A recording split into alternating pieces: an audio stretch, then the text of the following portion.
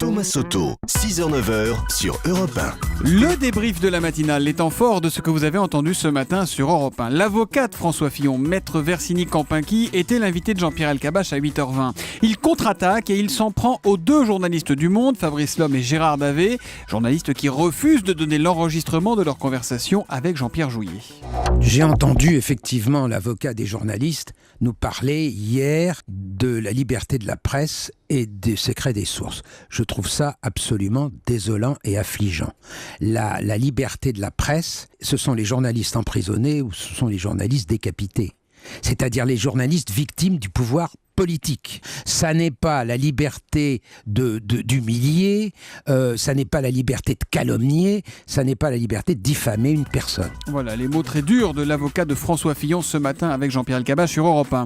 Paul a 6 ans et demi, il habite à Montnempteuil près de Laon dans l'Aisne et dans la nuit de lundi à mardi, il a sauvé toute sa famille du feu. Écoutez le témoignage de sa maman Céline, c'était à 7h30. Mon fils est venu me réveiller en catastrophe, comme quoi qu'il y avait le feu dans les chambres. Il me disait « Dépêche-toi maman, dépêche-toi, on va mourir » parce qu'il voyait que ça brûlait, que ça chauffait. Il n'aurait pas donné l'alerte, il ne m'aurait pas réveillé, j'aurais été incapable d'entendre. Ou si, j'aurais entendu, mais il aurait été trop tard pour mes enfants. Mais grâce à lui, on est vivants. Et sa sœur jumelle qui a dit à son frère « T'es devenu notre héros, tu nous as sauvé la vie ». Voilà, la voix de la maman de Paul un peu abîmée par les fumées parce qu'elle a aussi beaucoup crié pour sauver toute sa famille. Bravo à ce petit Paul donc. Bernard Hinault était donc mon invité à 7h45 pour l'interview Vérité d'Europe 1. Il va fêter dans 2 jours ses 60 ans et à 7h45 je lui ai demandé s'il allait convier Lance Armstrong à son anniversaire. Écoutez sa réponse. On parle pas de celui-là. Non. Si vous l'aviez en Non. face de vous, vous lui diriez quoi ? Déjà, j'irai pas en face de lui, c'est tout. Il a fait trop de mal au cyclisme et avoir triché comme il l'a fait et puis surtout d'avoir menti. Donc je pense que ce sera la personne avec qui j'irai boire un canon. Voilà, vous êtes toujours aussi nombreux et enthousiastes quand on parle de Bernard Hinault sur les réseaux sociaux. Sacré champion et sacré caractère aussi le breton. Bon anniversaire lui dit Guitoun 10. Et puis High Pressure 59 dit Bernard Hinault égale sportif humble. Il y en a presque plus de nos jours. Ils prennent tous le melon. Voilà pour les messages avec le hashtag E1 Matin. Le sujet qui vous fait le plus réagir au 39-21 cette fois, c'est le choc de simplification et cette nouvelle règle où le silence de l'administration vaut désormais accord. Si on vous répond pas, c'est que c'est bon.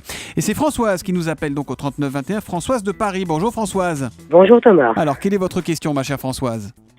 Je suis bénévole au Secours catholique, nous accompagnons des sans-papiers pour l'obtention de leur titre de séjour et de travail. Je voulais savoir justement si une fois le dossier déposé et enregistré, le fait que la préfecture ne réponde pas dans les délais raisonnables, nous pouvions considérer que le silence valait accord. Voilà, est-ce que ça vaut donc aussi pour les titres de séjour ou de travail des sans-papiers ? Question que je pose à François Geffrier du service économie d'Europe 1. Alors François ? Alors Françoise, je me suis replongé dans les 1200 procédures pour lesquelles le silence vaut accord. Malheureusement, tout ce qui touche au droit d'asile, au droit des étrangers, ça fait partie des exceptions très nombreuses à la nouvelle règle. Donc, si la préfecture tarde beaucoup, c'est ce que vous nous dites, Françoise, à répondre pour un titre de séjour, pour une autorisation de travail, ce silence vaut rejet. Voilà, donc patience et surtout continuez de relancer l'administration. Plus largement, là je ne m'adresse pas seulement à Françoise, vous trouverez la liste de toutes les procédures pour lesquelles ça marche sur le site europe1.fr. Oui, parce que du coup, il ne faut pas se tromper. Celle avec qui ça marche et celle avec qui ça veut dire exactement le contraire. Donc, 1200 pour lesquelles ça marche, 2000 pour lesquels ça marche pas. Donc voilà. C'est une règle pas forcément totalement appliquée. François Geffrier qui a tout décortiqué et qui a tout mis sur notre site europe1.fr. Si comme François vous avez des questions, vous nous appelez évidemment au 39-21. Et puis à 6h20, dans le kiosque d'Europe 1, Jean-Philippe Ballas nous a raconté cette histoire de divorce d'un roi du pétrole américain. On peut dire que c'est un divorce hors de prix. Après 26 ans d'union, le roi du pétrole et son épouse, Sue Ann, se séparent donc. Les avocats ont bataillé dur, surtout qu'il n'y avait pas de contrat de mariage. Aïe. Sans doute l'une des décisions les plus coûteuses de la vie d'Harold Hamm, écrit le New York Times. Résultat, le multimilliardaire est condamné à verser 995 millions de dollars et quelques broutilles, dont une pension mensuelle de 7 millions. Accessoirement, son ex-épouse va ainsi devenir l'une des femmes les plus riches des États-Unis. Voilà le kiosque d'Europe 1 que vous retrouvez tous les matins à 6h15 pour les leftos.